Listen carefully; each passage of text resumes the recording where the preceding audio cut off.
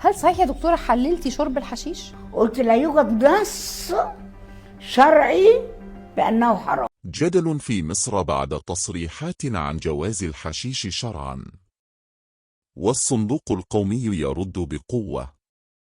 السلام عليكم وأهلا بكم في نبض الأخبار الآن.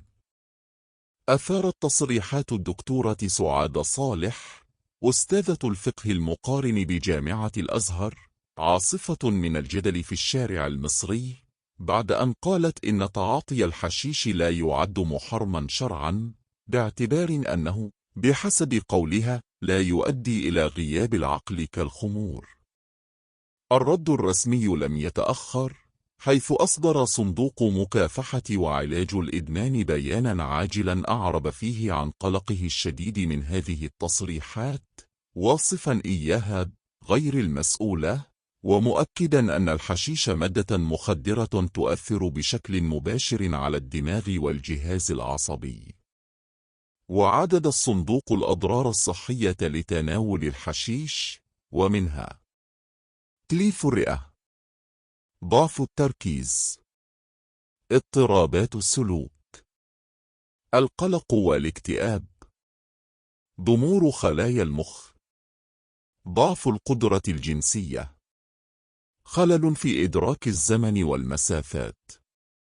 كما أشار إلى أن أكثر من 50% من الحالات التي تتقدم للعلاج من الإدمان عبر الخط الساخن 16023 هي لحالات تتعاطى الحشيش.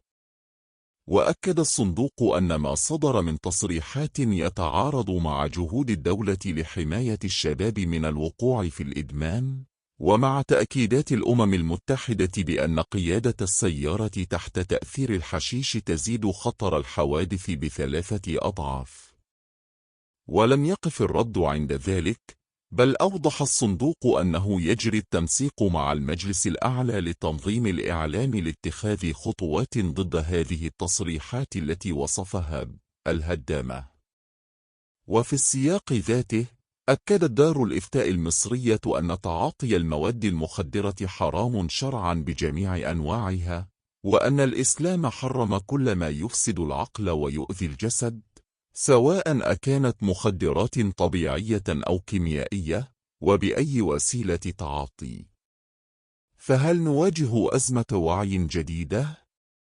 أم أن هذه التصريحات ستفتح بابا واسعا للنقاش؟ تابعونا أولا بأول على نبض الأخبار الآن لكشف كل الحقائق.